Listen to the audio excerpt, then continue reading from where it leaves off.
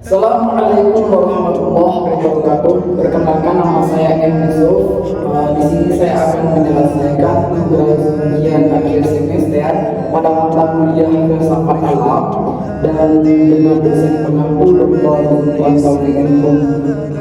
Di sini saya akan mengulas materi berdasarkan sejarah perkembangan sains modern.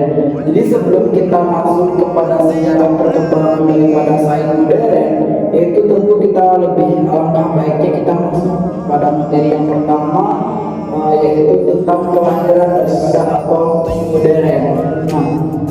Kelahiran daripada atom modern berdasarkan sejarah historis dalam filsafat, itu orang pertama kali mencetus konsep atom itu adalah Democritus dan Theophilus, yang mana pendapat tersebut dia tertarik dengan pendapat Zeno ketika itu dia mengatakan bahwa atom tersebut itu adalah segala sesuatu yang dapat dibagi-bagi sehingga mempunyai unsur terkecil dalam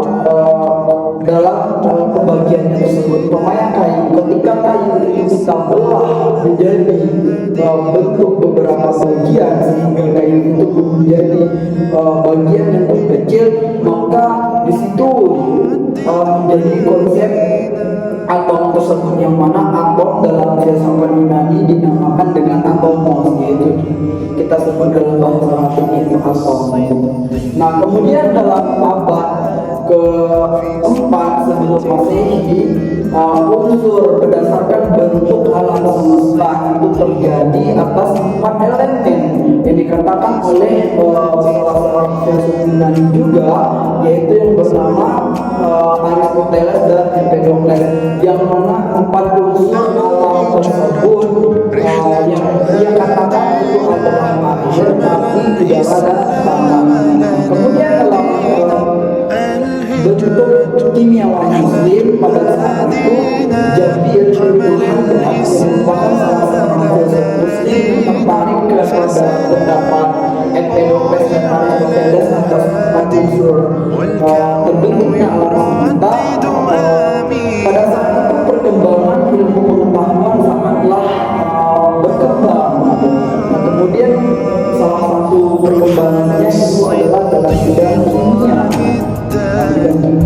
Kemudian dia tertarik dengan konsep unsur pembangunan alam semesta itu tadi adalah pendapat Empedokles, mana Jabir bin Hayyan juga menjadi atas 3 asas pada konsep atom atau konsep bentuk materi daripada alam semesta, yang mana 3 asas tersebut Jabir bin Hayyan itu mengemukakan. Yang pertama itu adalah dalam bentuk air raksa, kemudian dalam bentuk air belerang, dan kemudian dalam bentuk larutan air garam.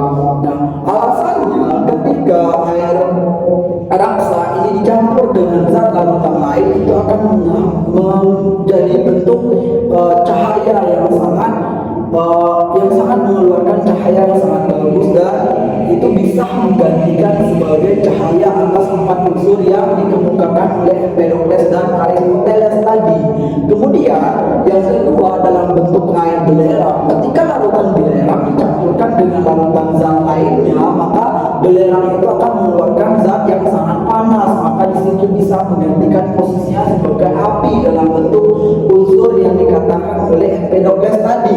Dan kemudian ketika larutan garam, yang ketiga itu adalah larutan garam ketika dicampurkan dengan zat larutan lainnya, maka larutan lainnya akan berubah menjadi zat-zat atau unsur larutan lainnya. Begitulah konsep kelahiran atom dalam sejarahnya berdasarkan konteks perspektif filsafat gitu.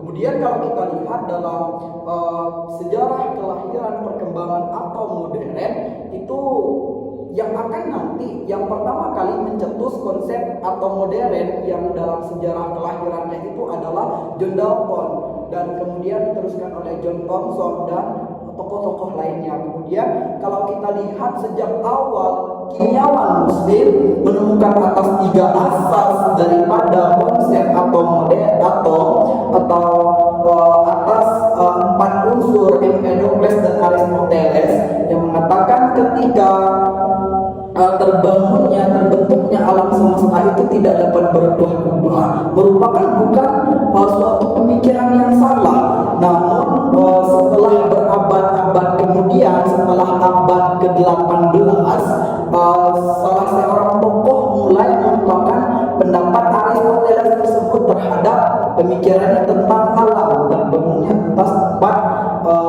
terbangunnya atas empat elemen atau materi bentuk daripada terbangunnya alam semesta gitu.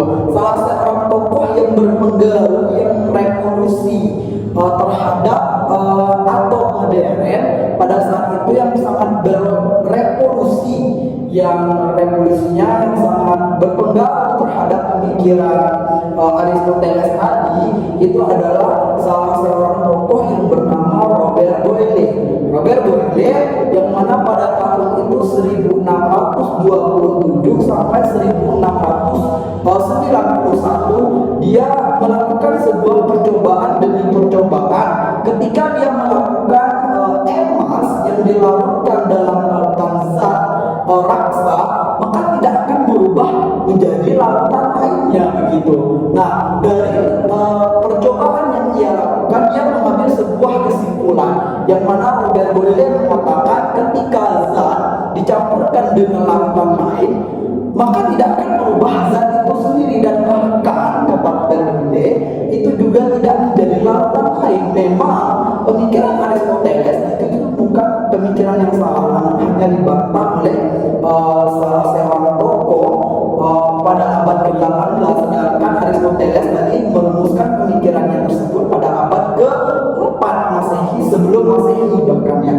Nah, kemudian kalau kita lihat dalam perkembangan sejarah sains modern berdasarkan kelahiran atom modern tersebut, orang yang pertama kali merumuskan konsep tentang atom modern itu adalah pendapat daripada John Dalton. Nah, John Dalton itu merumuskan pendapatnya itu pada tahun 1744 sampai 1866. Nah, John Dalton mengatakan ketika konsep atom itu adalah merupakan suatu unsur terkecil, dan unsur terkecil tersebut tidak dapat dibagi-bagi lagi. Nah, pendapat tersebut dikuatkan oleh pendapat John Thomson, yang mana John Thomson juga mengatakan ketika konsep atom itu merupakan sebuah elementer atau sebuah partikel yang menghasilkan energi positif sehingga menghasilkan sebuah atom. Maka pendapat tersebut dikuatkan oleh pendapat sains modern lainnya. Mungkin sekian yang dapat saya sampaikan, lebih dan kurangnya saya mohon maaf. Assalamualaikum warahmatullahi wabarakatuh.